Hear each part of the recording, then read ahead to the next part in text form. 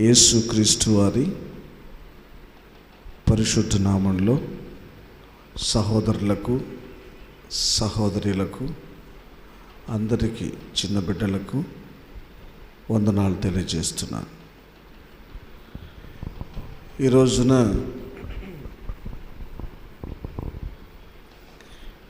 ఈ ప్రత్యేక ఆరాధనలో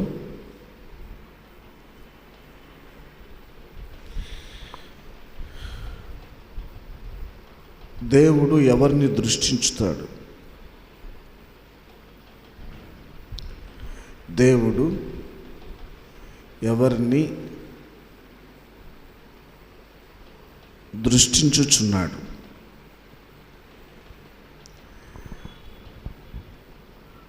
సర్వసాధారణంగా కొన్ని సందర్భాలలో మనమందరం అనుకుంటూ ఉంటాం, దేవుడు నన్ను చూడట్లేదు అని కదా. మనందరికీ ఎప్పుడో ఒకసారి తెలియకుండానే ఈ మాట వచ్చేసి ఉంటుంది. ప్రభు నన్ను పట్టించుకోవట్లేదేమో, ఆయన ఎందుకు నన్ను చూడట్లేదు అనుకుంటూ ఉంటాం. మనకున్న పరిస్థితులను బట్టి, మనకున్న స్థితిగతులను బట్టి మనం ఆలోచిస్తూ ఉంటాం. నేను చాలా సంవత్సరాల నుండి ప్రభు నమ్ముకున్నాను, బాగా బైబిల్ చదువుతున్నాను, ప్రార్థన చేస్తున్నాను, అయినా ప్రభు నన్ను చూడట్లేదు. నా ప్రార్థనలు వింటున్నాడో లేదో, నా కుటుంబాన్ని చూస్తున్నాడో లేదో, నా పరిస్థితులు అయితే ఇలాగే ఉన్నాయని అనుకుంటూ ఉంటాం. దేవుడు ఎవరిని చూస్తాడు? ఆయన ఎవరి మీద దృష్టి నిలుపుతాడు? మనమేమనుకుంటున్నాము, ప్రభు ఏమనుకుంటున్నాడు?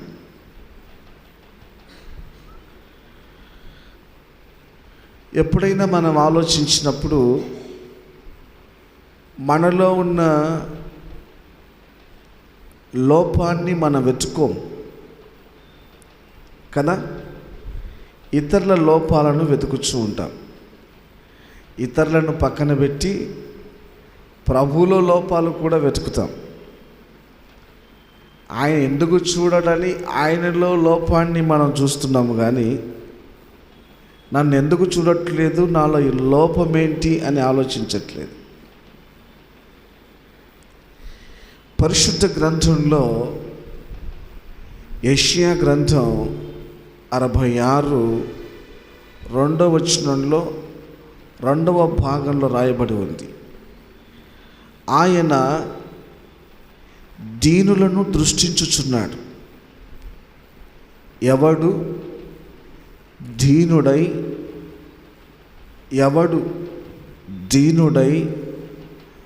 ఆయన మాట విని భయపడుచు బ్రతుకుతాడో, వణుకుచు అని రాయబడి ఉంది.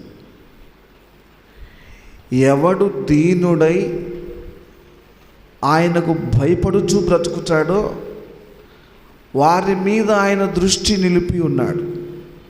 Praise the Lord. నీ మీద దేవుడు దృష్టి నిలపాలి అంటే నువ్వు దీనురాలివై, నువ్వు దీనుడవై బ్రతకాలి. Very simple principle. వింటున్నారు కదా. ప్రభు మనల్ని చూడాలంటే, ఆయన చూపు మన వైపు మళ్ళాలి అంటే, నాకు చాలా నచ్చింది ఈ మాట, ఆయన చూపు మన వైపు మళ్ళింపబడాలి అంటే, ఆయన నీ మీద దృష్టించాలి అంటే నువ్వు దీనుడవై ఉండాలి అంతే. నలిగిన హృదయము కలిగిన వాడవై దీనుడవై నువ్వు జీవించినట్లయితే ఆయన దృష్టి నీ మీద నిలబడుతుంది. ప్రభు నిన్ను చూడాలి అంటే ప్రభు యొక్క కనుచూపులు నీ మీద పడాలి అంటే, ఆయన నిన్ను దృష్టించాలి అంటే,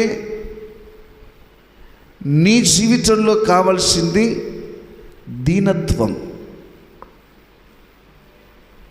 హంబుల్నెస్. ప్రభు నిన్ను చూడాలి అంటే, నీ మీద దృష్టించాలి అంటే నువ్వు చేయాల్సింది దీనుడవై జీవించాలి. ఈ ప్రపంచంలో సర్వసాధారణంగా సగటు మానవుడు దీనత్వం కలిగి ఉండడానికి ఇష్టపడడు. ఒకరికంటే నేను గొప్పవాణ్ణి అనుకుంటూనే ఉంటాను. మీ ఎదుట నేను, నా ఎదుట మీరు, స్నేహితుల ఎదుట, బంధువుల ఎదుట కలిసినప్పుడు నేను వాళ్ళకంటే దీనంగా ఉండాలన్న ఆశ ఉండదు. వాళ్ళకంటే నేనేం తక్కువ అని అనుకునే మనస్తత్వం మనది. నా ప్రియమైన సహోదరి సహోదరులారా, కానీ ప్రభువుని అంగీకరించిన నీ జీవితంలో, క్రైస్తవుడవైన నీ జీవితంలో పూర్తిగా మార్చబడిన స్థితి నీలో కనిపించాలి. అదేంటంటే, నలిగిన హృదయము కలిగిన వాడవై ఆయన మాట వినుచు భయం, the fear of the lord, the fear of the lord most important in your life. దేవుని భయము నీ జీవితంలో చాలా ప్రాముఖ్యమైన విషయం. ఎవడు దీనుడై నా మాట వినుచు వణుకుచు ఉండునో వారి మీద ఆయన దృష్టి నిలుపుతాడు. నా ప్రియమైన సహోదరి సహోదరులారా, ఈ రోజుల్లో క్రైస్తవులకు భక్తి ఉంది కానీ దీనత్వం లేదు. ఈ రోజుల్లో క్రైస్తవులకు భక్తి ఉంది కానీ భయం లేదు. ఆయన ఆరాధించుచు ఉన్నారు, ప్రార్థించుచు ఉన్నారు, స్తుతించుచు ఉన్నారు, కానీ అందులో ఆయనకు భయపడుతూ ఆరాధించే వాళ్ళు తక్కువ. ఆయన మాట వినేవాళ్ళు తక్కువ. ప్రతి సహోదరుడు ప్రతి సహోదరి జ్ఞాపకం చేసుకోవాలి, వ్యక్తిగతంగా పరిశుద్ధాత్ముడు నీతో మాట్లాడుతున్నాడు. నీ జీవితంలో నువ్వు దేవునికి భయపడుచు ఉన్నావా?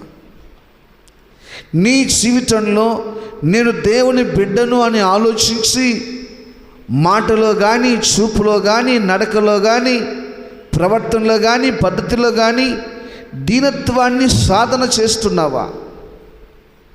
విరిగిన మనసుతో, నలిగిన హృదయంతో ప్రభు ఎదుట వణుకుతూ జీవిస్తూ ఉన్నావా? అలాగ జీవిస్తున్నట్లయితే ప్రభు నీ మీద దృష్టి నిలుపుతాడు. దీనుడవై దీనురాలువై నువ్వు జీవించినట్లయితే ఆయన కనుదృష్టి నీ మీద నిలబడుతుంది. పరిశుద్ధ బైబిల్ గ్రంథంలో నుండి హబక్కుకు గ్రంథం ఒకసారి బైబిల్ తెరిచి మనం అందరం చూద్దాం. మొదటి అధ్యాయం 770 13వ వచనం, మొదటి భాగం. హబక్కుకు మొదటి అధ్యాయము 13వ వచనం. నీ కనుదృష్టి దుష్టత్వమును చూడలేనంత నిష్కలంకమైనది కదా. చాలమ్మా, ఆయన దృష్టి ఎలాంటిది? ఆయన కనుదృష్టి దుష్టత్వమును చూడలేనంత పరిశుద్ధమైనది. దేవుని యొక్క చూపులు, దేవుని యొక్క దృష్టి ఎలాంటిదంటే ఆయన పాపం చేసే వాళ్ళను చూడలేడు. వింటున్నారు కదా? చెడు పనులు చేసే వాళ్ళను చూడలేడు, వాళ్ళను చూడలేడు. ఆయన కళ్ళు చూడడానికి ఆయనకు ఇష్టం ఉండదు. మనిషి చెడును చూడడానికి ఇష్టపడతాడు కదా.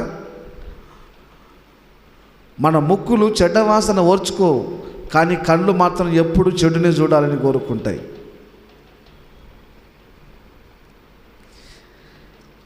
దేవుని కనుదృష్టి ఎలాంటిదంటే చెడుతనమును చూడలేనంత పరిశుద్ధమైంది.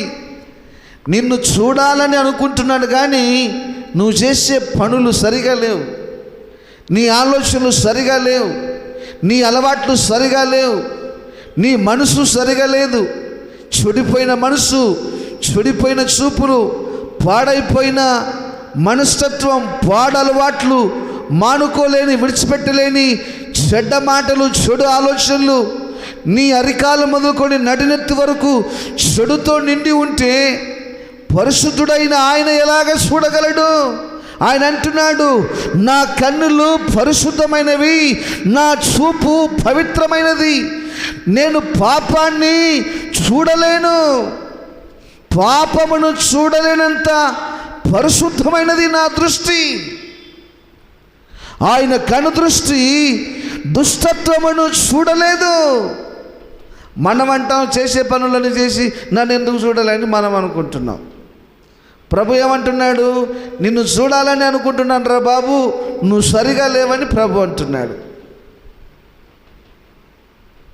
నా కను దృష్టి దుష్టత్వమును చూడలేనంత పరిశుద్ధమైనది. ఆయన కను దృష్టి నీ మీద నిలబడాలి అంటే నీవు పరిశుద్ధుడవై, పవిత్రుడవై, దీనుడవై దేవుని సన్నిధిలో వణుకుచూ బ్రతకాలి. ఎవరికి భయపడరని చాలామంది అంటారు కదా, నేను ఎవరికి భయపడనని. 3 బేదులు 4 వాంతులు అయితే తెలుస్తుంది ఎవరికి భయపడతావో భయపడవో. ఎక్కువ వద్దు, 3 బేదులు 4 వాంతులు అయితే చాలు, భయం ఏంటో తెలుస్తుంది. చాలామంది అంటారు నేను భయపడను, నేను ఎవరికి భయపడను. ఎవరు కొట్టాల్సిన పని లేదు, ఎవరు తిట్టాల్సిన పని లేదు. ఎన్ని మందులు వాడినా తగ్గక, ఎంత డైట్ మెయింటైన్ చేసినా తగ్గక, 1 వారం ఉంటే చాలు 3 బేదులు 4 వాంతులు, 1 వీక్ ఉంటే చాలు బొమ్మ ఎత్తుతుందేమో అనిపిస్తుంది.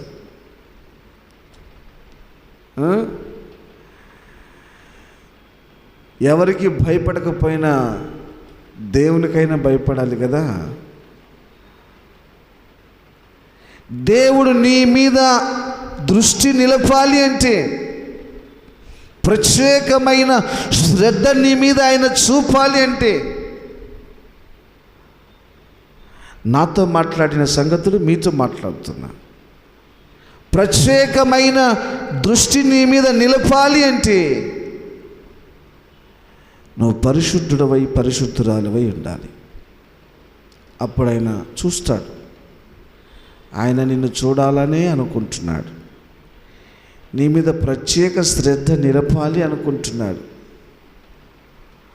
అయితే ఆయన చెడును చూడలేడు, చెడుతనాన్ని చూడలేడు, చెడును జరిగించే వాళ్ళను చూడలేడు, దుష్టత్వాన్ని చూడలేడు, సహించలేడు. ఆయన దుష్టత్వాన్ని చూడలేడు కనుక, సహించలేడు కనుక, ఆయన చూపు పవిత్రమైనది, పరిశుద్ధమైనది కనుక నీ మీద దృష్టి నిలపాలి అంటే నీవు కూడా పవిత్రుడవై, పరిశుద్ధుడవై, ఆయన ఎదుట దీనుడవై జీవించాలి. నా ప్రియమైన సహోదరి సహోదరులారా, నీ నుండి, నా నుండి ప్రభు ఆశించుచున్నది దీనత్వం.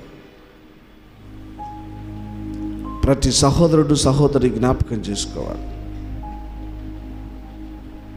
ఒక రోజున యేసు ప్రభు ఆయన ఎరుకో పట్టణానికి వెళ్తున్నాడు. ఎరుకో పట్టణానికి వెళ్తున్నప్పుడు చుట్టుపక్కల గ్రామాలన్నీ వచ్చాయి. యేసు ప్రభువును ఆయన శిష్యులను ఎరుకోను సమీపించుచున్నారు. ప్రజలు గుంపులు గుంపులుగా వచ్చారు. ఎటువైపు చూసిన జనమే. రోగాలు పోగొట్టుకోవడానికి కొందరు వచ్చారు, బాధలు చెప్పుకోవడానికి కొందరు వచ్చారు, కుటుంబ సమస్యలతో నలిగిపోతున్న వాళ్ళు కొందరు వచ్చారు, సావు బ్రతుకుల్లో ఉన్న వాళ్ళు కొందరు వచ్చారు, శాస్త్రులు వచ్చారు, పరిచయులు వచ్చారు, పండితులు వచ్చారు, ధనవంతులు వచ్చారు. వాళ్ళందరూ అనుకుంటున్నారు ఆయన నన్ను పిలుస్తాడు, నేనంటే ఈ ప్రాంతం అంతా బాగా తెలుసు, నన్నే పిలుస్తాడు, నేను చాలా ధర్మశాస్త్రాన్ని చదివిన వాడిని, శాస్త్రులలో ప్రముఖుని అని శాస్త్రులు అనుకుంటున్నారు. నేను చాలా నిష్ఠగలవాడిని, సద్దుకైల గుంపులలో నేను చాలా నిష్ఠగలవాడిని, ఆయన నన్నే పిలుస్తాడు, నన్నే చూస్తాడని కొందరు అనుకుంటున్నారు. ఒక పాపి పరిగెత్తుకుంటూ వచ్చాడు. అటువైపు ఇటువైపు చూస్తే ఎటువైపు చూసినా జనులు గుంపులు గుంపులుగా ఉన్నారు. వాళ్ళ మధ్యలో నుంచి వెళ్ళి ప్రభును చూడాలి అనుకున్నాడు. యేసు ఎవరో అని చూడగోరాడు. ఆయనను గూర్చి విన్నాడే కానీ ఏనాడు చూడలేదు. ఆయన పాపుల రక్షకుడట, పాపులను క్షమించి రక్షించే దేవుడట. నేను ఖచ్చితంగా వెళ్ళాలని ఒక దృక్పథంతో వెళ్ళాడు. నా ప్రియమైన సహోదరి సహోదరులారా, ఆశ కలిగింది. ఇక చాలు, లోకంలో పాపంలో ఇంతకాలం బ్రతికాను, నా కళ్ళు ఆశించింది అనుభవించాను, నా శరీరం కోరుకున్న కోరికలు తీర్చుకున్నాను. ఇదిగో ఈ పరిసర ప్రాంతంలో నాలాంటి ధనవంతుడు మరొకడు లేడు. ఇక డబ్బు వలన కానీ, బలము వలన కానీ, బలగము వలన కానీ, అధికారం వలన కానీ నాకు సంతోషం లేదు. ఆయన ఎవరో ఆయన చూడాలి అని కంకణం కట్టుకొని వెళ్ళాడు. అందరికంటే చాలా పొట్టువాడు. ఈయనకి చాలా అడ్డం వచ్చాయి. యేసు ప్రభు దగ్గరికి రావడానికి పొట్టితనం అడ్డం వచ్చింది. పొట్టివాడైనందున ప్రభును చూడలేకపోయాడు. జనులు గుంపు కూడినందున ప్రభును చూడలేకపోయాడు. ఇంకా ఏం చూస్తానులే, నేను పొట్టోడిని, వెళ్ళిపోదాం పదా అనుకోలేదు. ఇంతమంది ఉన్నారు అడ్డము, వీళ్ళని దాటుకొని ఎప్పుడు వెళ్తాను, ఈ గుంపులు నేను ఎప్పుడు దాటుతాను అని వెనక్కి వెళ్ళలేదు.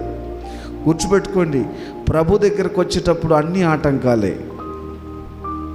జనులు నీకు అడ్డం వస్తూనే ఉంటారు, నీ పరిస్థితి కూడా నీకు అడ్డం వస్తుంటుంది. పొట్టితనం జక్కయ్యకి అడ్డం వస్తే నీకు ఏదో అడ్డం వస్తూ ఉంటూనే ఉంది. వాటిని అధిగమించాలి. పొట్టివాడైనందున ప్రభును చూడలేకపోయాడని నిరాశతో వెనక్కి వెళ్ళలేదు. జనులు అడ్డం వచ్చినందున నేను వారిని దాటుకొని ఇంకెప్పుడు వెళ్ళగలనని వెనుదిరగలేదు. యేసు ఎవరో ఈరోజు చూడాలి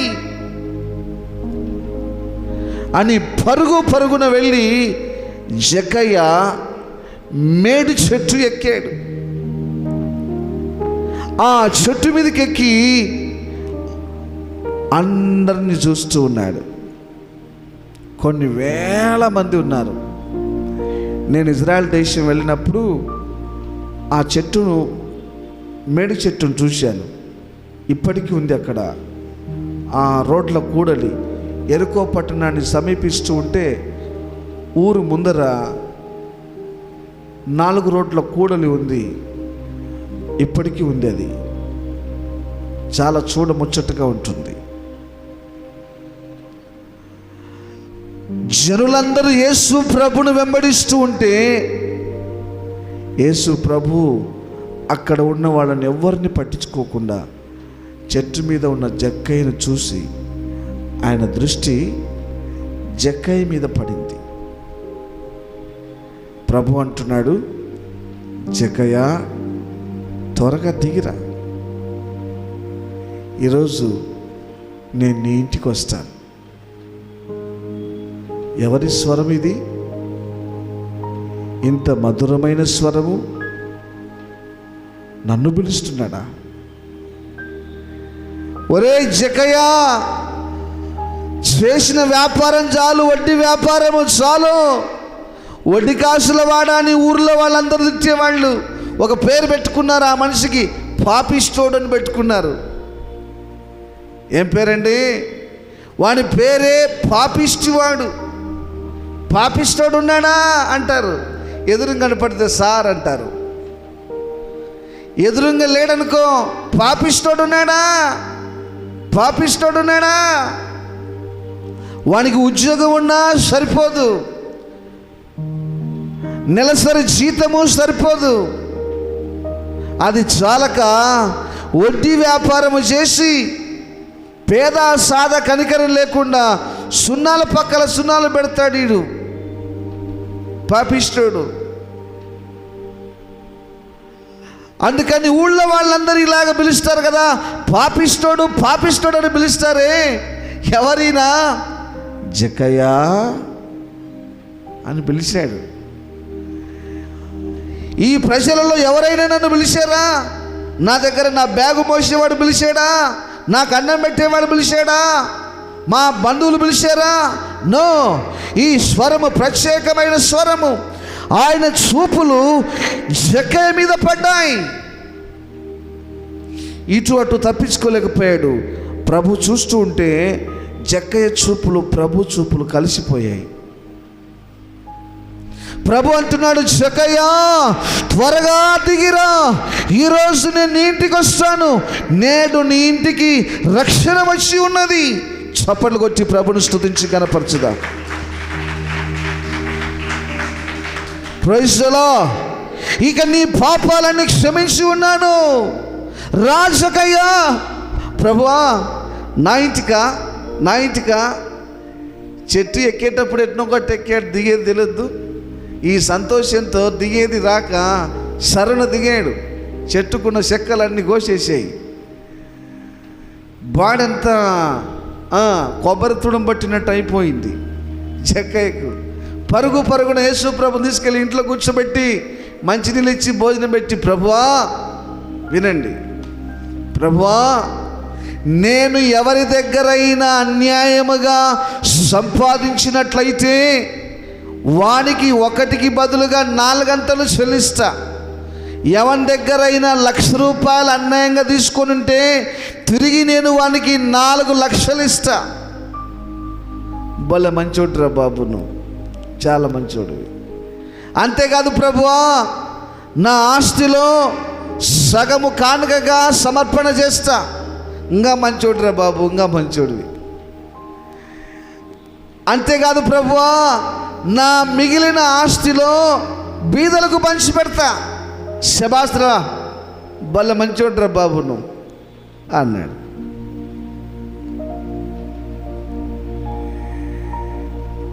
క్రైస్తవుడు నిజముగా క్రైస్తవుడైతే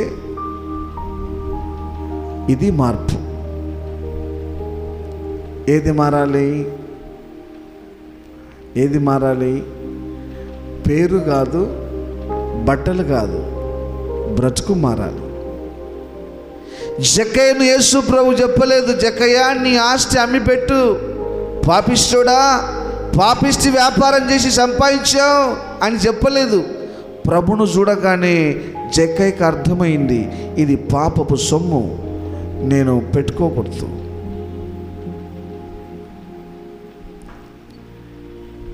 ఎప్పుడైతే జక్కయ్య వణుకుతూ దీనుడై తగ్గింపు మనసు కలిగిన వాడై గడగడ వణుకుచూ నేను పాపినని తెలుసుకొని చేసిన పాపాలన్నీ ఒప్పుకొని పశ్చాత్తాప మనసుతో యేసు ప్రభును చూడాలని అంగీకరించాలని ఎప్పుడైతే వచ్చాడో అప్పుడే ఆయన దృష్టి జక్కయ్య మీద పడింది. చప్పట్లు కొట్టి ప్రభును స్తుతించుదాం. Praise the Lord. చెప్పండి, ప్రైజ్ ది లార్డ్. జక్కయ్య మీద దేవునికి ఎందుకు మనసు పుట్టింది? యేసు ప్రభు దృష్టి జక్కయ్య మీద ఎందుకు పడింది? ఇలాంటి మనసు కలిగిన వాడు, సంపాదించిన తిరిగి పంచగలిగిన వాడు, బీదలకు పెట్టగలిగిన వాడు, పరిశుద్ధంగా బ్రతకడానికి ఒక పట్టుదల కలిగిన తీర్మానము చేయగలిగిన వాడు, ప్రభు చెప్పకుండానే ప్రభును చూసి ఆయన మాట విని ఆయనకు వణుకుచు భయపడుచున్నవాడు. నేను ఇంటర్ చదువుతున్నప్పుడు ఒక రోజున హాస్టల్ నుంచి నేను ఇంటికి వచ్చాను. సెలవులు వస్తే అందరికీ సంతోషం, కానీ నాకు బాధ ఉండేది.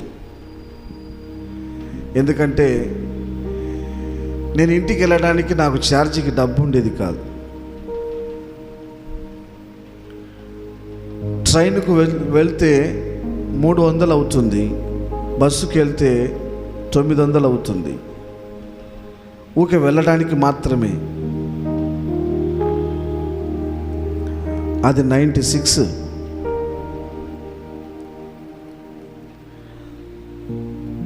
అందరూ వెళ్ళిపోతున్నారు. హాలిడేస్ ఇచ్చారు, క్రిస్మస్ హాలిడేస్. ఇక నేను కూడా వెళ్తున్నాను. భద్రాచలం నుండి నంద్యాలకు రావాలి. భద్రాచలం నుండి విజయవాడ వచ్చేసరికి అక్కడ నుంచి ట్రైన్ తీసుకొని రావాలి. నేను అక్కడి వరకు వచ్చాను. ఇక గుంటూరులో నేను ట్రైన్ క్యాచ్ చేయాలి. నేను విజయవాడ వరకే టికెట్ తీసుకున్నాను. నా దగ్గర డబ్బు ఇక గుంటూరు వరకు లేదు. విజయవాడ నుంచి గుంటూరు రావడానికి ఛార్జీకి డబ్బు లేదు. తెల్లవారుచుంది. రాత్రంతా ప్రయాణం చేశాను. నేనేం ప్రార్థన చేసుకుంటున్నంటే, ప్రభువా నీకు స్తోత్రం, కండక్టర్ నా దగ్గరికి రాకూడదు అని చేసుకుంటున్నా. ప్రభువా నీకు స్తోత్రం, కండక్టర్ నా దగ్గరికి రాకూడదు. భద్రాచలం నుంచి విజయవాడ వరకు టికెట్ తీసుకున్నా, నేను విజయవాడలో దిగాలి. కానీ విజయవాడలో ట్రైన్ లేదు, అప్పుడు గుంటూరులో ఉంది. నేను ఇప్పుడు గుంటూరుకు చేరాలి, నా దగ్గర డబ్బు లేదు. ఆయన అడిగితే చెప్తా, అడగకపోతే నేనేం చేయలేను ప్రభువా, నా దగ్గరికి రాకుండా చెయ్యి అని ప్రార్థన చేసుకుంటున్నా. తెల్లవారుజాము కదా, అందరూ ఎవరి స్టేషన్లో వాళ్ళు దిగుతూ వెళ్ళారు, కొందరు మిగిలారు. దేవుని కృప వలన కండక్టర్ నా దగ్గరికి రాలేదు అని మనం అందరం అనుకుంటాం కదా. అబ్బా, నేను టికెట్ తీసుకోకుండా ప్రార్థన చేసుకుంటే కండక్టరే నా దగ్గరికి రాలేదు అనుకుంటాం. మొత్తానికి గుంటూరు దిగాను, వెళ్ళిపోయాను. ఆ తర్వాత నేను గుంటూరులో బస్ స్టాండ్ నుంచి రిక్షాలో వెళ్తున్నాను. రిక్షాకు కూడా డబ్బు లేదు. నేను అక్కడ కూర్చుని రిక్షాలో వెళ్తుంటే ఒక పెద్ద ఆయన మాట్లాడుతూ ఏం ఆలోచన చేశాడో తెలియదు. బాబు, మా ఇంటికి వచ్చి భోంచేసి వెళ్ళండి అన్నాడు. అంటే ట్రైన్ టైం అవుతుంది పెద్ద అయినా అంటే, పర్వాలేదు బాబు అన్నాడు.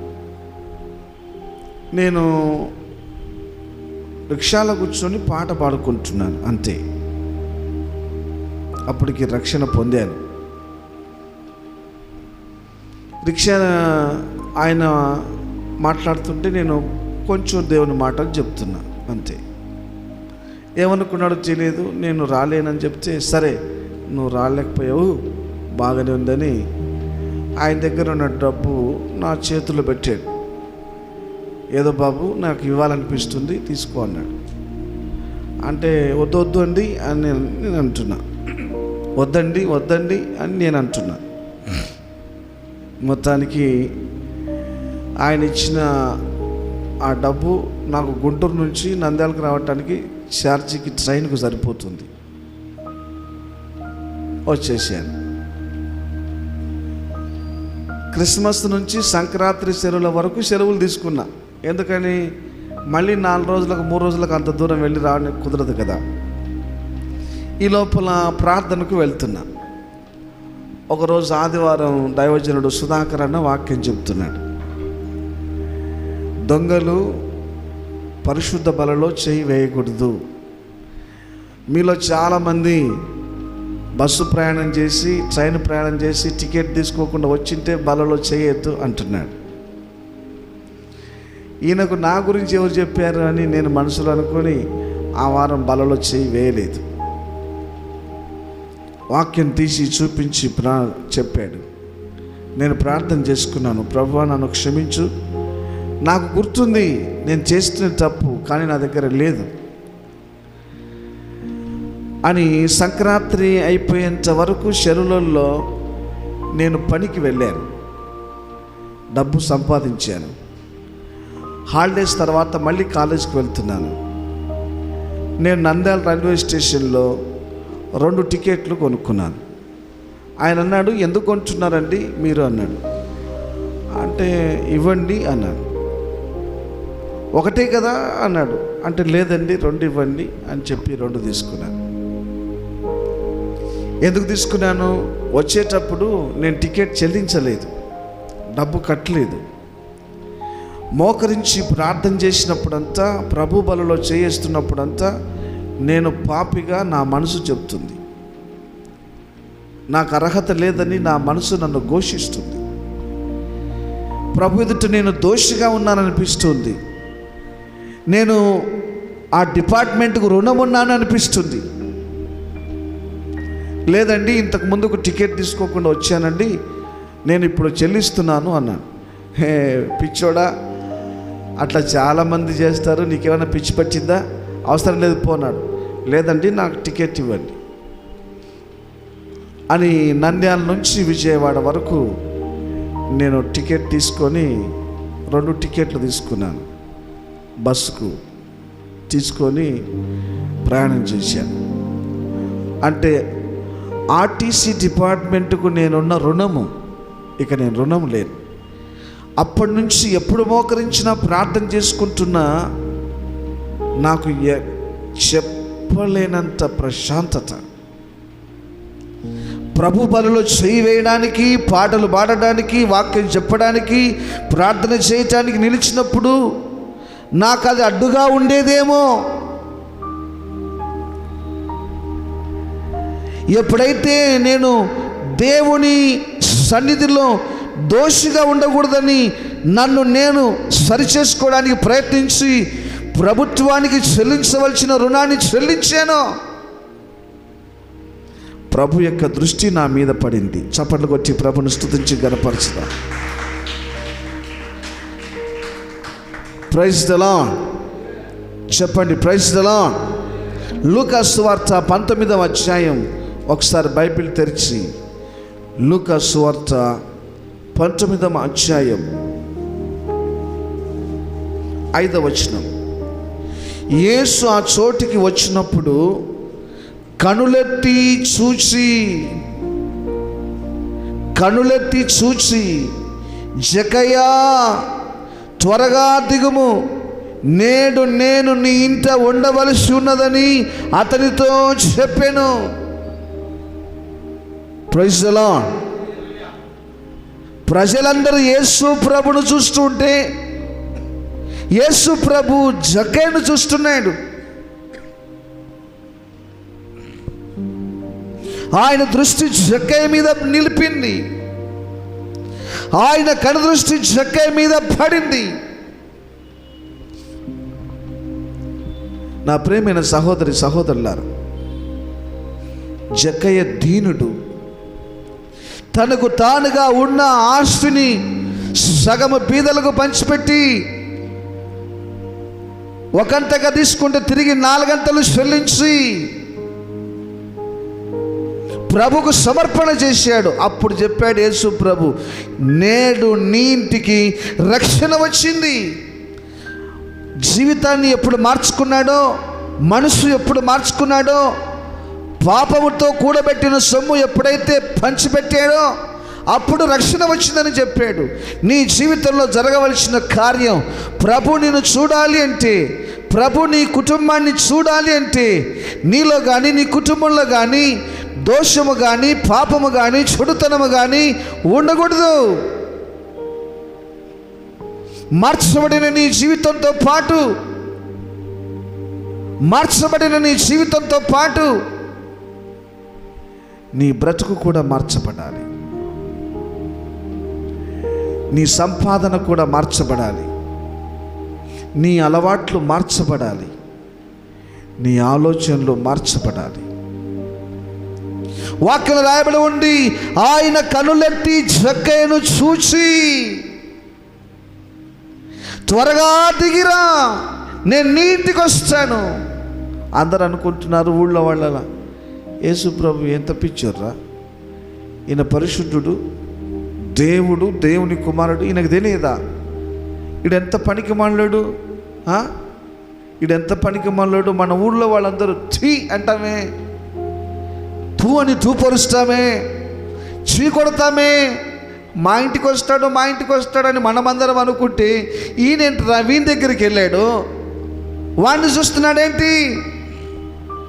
వీళ్ళకి భక్తి ఉంది కానీ భయం లేదు వీళ్ళకి. వీళ్ళంతా పాటలు పాడతారు కానీ వీళ్ళకు పరిశుద్ధత లేదు. ప్రసంగాలు వింటారు కానీ అలాగ బ్రతకడం లేదు వీళ్ళంతా. ఆయనకు తెలుసు జక్కయ్యలో వచ్చినటువంటి మార్పు సంచలనాత్మకమైన మార్పు, చారిత్రాత్మకమైన మార్పు.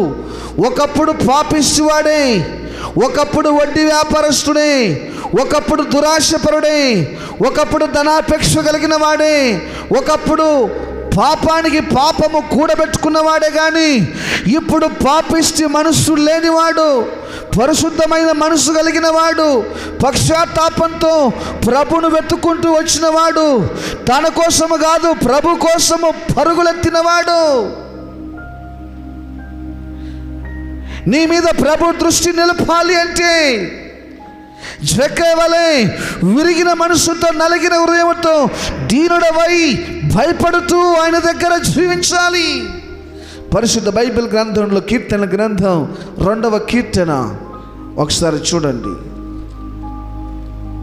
పరిశుద్ధ బైబిల్ గ్రంథంలో నుండి కీర్తనలు 2వ కీర్తన. గొప్ప మాట అక్కడ మనం చూడగలం. 11వ వచనాన్ని చూడండి. భయభక్తులు కలిగి యెహోవాను సేవించుడి, గడగడ వణుకుచు సంతోషించుడి. ఆయన కోపము త్వరగా రగులుకొనును, కుమారుణ్ణి ముద్దు పెట్టుకొనుడి, లేని ఎడలా మీరు జాగ్రత్త. ఎలా ఉండాలి? భయభక్తులు కలిగి ఆయన్ను సేవించాలి. భయము కలిగి ఆయనకు ప్రార్థన చేయాలి.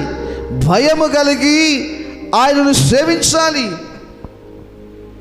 గడగడ వణుకుచూ బ్రతకాలి. ఇది కావాలి ప్రతి సహోదరి, ప్రతి సహోదరునికి. దేవుని ఎడల వణికెంత భయం నీకు కావాలి, దీనత్వం కావాలి. ఎంత ఎదిగినా ఒదిగి ఉండడం నేర్చుకోవాలి. ఎంత దీవించబడినా దీనుడవై బ్రతకడం నేర్చుకోవాలి. నా ప్రియమైన సహోదరి సహోదరులారా, నేను ముగించిపోతున్నాను. ప్రభు ఎదుట నువ్వు ఎలా బ్రతుకుతున్నావు? ఆయన్ను ఎలా సేవిస్తున్నావు? నువ్వు ప్రభుకు భయపడుతూ దీనుడుగా ఉంటున్నావా? నీలో దీనత్వం ఉందా? దీనత్వం ఉంటే ప్రభు నీ పక్షానే ఉంటాడు. ప్రభు నిన్నే చూస్తాడు, నీ స్థితిగతులు మారుస్తాడు, నిన్ను హెచ్చిస్తాడు. వాక్యం చెబుతుంది. పేతురు రాసిన మొదటి పత్రిక 5వ అధ్యాయం. ఒకసారి బైబిల్ తెరిచి చూడండి. పేతురు రాసిన మొదటి పత్రిక 5వ అధ్యాయం చూడండి. 5వ వచనం, 5వ అధ్యాయము 5వ వచనం. మీరందరూ ఎదుటివారి ఎడల దీన మనస్సు అను వస్త్రము ధరించుకొని మిమ్మును అలంకరించుకొనుడి. దేవుడు అహంకారులను ఎదిరించి, ఈ మాట వినండి, దేవుడు అహంకారులను ఎదిరించి దీనులకు కృప అనుగ్రహించును. చప్పట్లు కొట్టి ప్రభుని స్తుతించుదాం. Praise the Lord. చెప్పండి, ప్రైజ్ ది లార్డ్. గర్విష్ఠులంటే దేవునికి ఇష్టం ఉండదు, అస్సలు పడదు. మన మాటలో చెప్పాలంటే, మన భాషలో గర్విష్ఠులు దేవునికి పడరు. గర్విష్ఠులకు దేవుడు దూరంగా ఉంటాడు. వాక్యంలో చక్కగా రాయబడి ఉండి, అహంకారులను ఎదిరిస్తాడు. ఏం చేస్తాడు దేవుడు? అహంకారంతో బ్రతుకుతే ఎదిరిస్తాడు. అంటే వాళ్ళకి అన్ని రివర్సే జరుగుతాయి, అన్ని వ్యతిరేకమే జరుగుతాయి. అన్ని వ్యతిరేకమే జరుగుతాయి. ఎందుకో నాకు అన్ని వ్యతిరేకమే జరుగుతున్నాయి, ఎందుకో నాకు అన్నీ ఇట్లా అయిపోతున్నాయి. గర్వపు మనసు, అహంకారపు మనసు దేవుడికి విరోధమైన జీవితం. గర్విష్ఠులకు, అహంకారులకు దేవుడు విరోధి. ఆయన వారిని ఎదిరిస్తాడు. ఊరికే ఉండడు. ఊరికే ఉంటాడు అన్నగానే అదొక మాట, గర్విష్ఠులను ఆయన చూడడు అంటే ఇంకొక మాట. కానీ ఎదిరిస్తాడు. ఎవరైతే దీనులై దీన మనసు కలిగి జీవిస్తారో వారికి ఆయన కృప కుమ్మరిస్తాడు. చప్పట్లు కొట్టి ప్రభుని స్తుతించుదాం. Praise the lord. నీ జీవితంలో, వ్యాపారంలో ఉన్నా, ఉద్యోగంలో ఉన్నా, చదువుల్లో ఉన్నా, పదవుల్లో ఉన్నా, వ్యవసాయం చేస్తున్నా, ఇంట్లో ఉన్నా, ఏ పని చేసినా, ఏ స్థితిలో ఉన్నా, ఎదుటివారి ఎడల, అందరి ఎడల, ప్రభు ఎదుట నువ్వు దీనుడవై జీవించడం నేర్చుకోవాలి. వాళ్ళ ముందర నేనెందుకు తగ్గించుకోవాలి అంటే, నువ్వు దేవుని బిడ్డవు కనుక తగ్గించుకోవాలి. వాళ్ళ ముందర నేనెందుకు తక్కువ అంటే, నీ ప్రత్యేకత ఏంటి? నువ్వు దీనుడవై, దీనురాలవై కనపడాలి. ప్రభు అంటున్నాడు, మీరందరూ ఎదుటివారి ఎడల, నా ఎదుట మాత్రమే అన్నాడా? నా ఎదుట ఉన్నప్పుడే అన్నాడా? నేను లేనప్పుడు సింధులేయండి అన్నాడా? ఏమంటున్నాడు? నా ఎదుట మాత్రమే కాదు, అందరి ఎదుట ఉన్నప్పుడు మీరు దీన మనసు కలిగి ఉండండి. అప్పుడేం జరుగుతుందో తెలుసా? అందరి ఎదుట నువ్వు దీనుడవై ఉన్నప్పుడు ఆ దీనత్వంలో నిన్ను చూసే వాళ్ళంతా నీలో ప్రభును చూస్తారు. చప్పట్లు కొట్టి ప్రభుని స్తుతించారు. Praise the Lord. చెప్పండి, praise the Lord. Praise the Lord. లేఖనంలో చాలా చక్కగా రాయబడి ఉంది, ఆయన అహంకారులను ఎదిరించి దీనులకు కృప అనుగ్రహించును. వద్దు, గర్వపు జీవితం మనకొద్దు, అహంకారపు జీవితం మనకొద్దు. వద్దు, అసలు వద్దు. గర్వపు మనసు, గర్వపు మాటలు, గర్వపు చూపులు, గర్వపు ఆలోచనలు, గర్వపు జీవితం, proud life Jesus not like of you. ఆయన ఇష్టపడడు. ప్రౌడ్నెస్ ప్రభువుకు దూరం చేస్తున్న జాగ్రత్త. కాబట్టి అహంకారపు జీవితము, గర్వపు మనసు మనకొద్దు. ఏరా రే పిచ్చోడా, ఇదిగో ఈరోజు మన ఊరికి యేసు ప్రభు వచ్చాడంట, మన ఊరికి యేసు ప్రభుని తీసుకొని రాపో, ఇదిగో ఈ డబ్బు తీసుకో, ఎంత డబ్బు కావాలనో అని జక్కయ్య చెప్పలేదు. చెప్పాడా? నేను ధనవంతుణ్ణి, ఎరికో పట్టణంలో నాలాంటి డబ్బు కలిగిన వాడు ధనవంతుడు మరొకరు లేడు కదా, ఇదిగో ఈ డబ్బు తీసుకెళ్ళి యేసు ప్రభుని తీసుకురాపో అని ఇంటే కుక్క సాగు చచ్చేవాడు.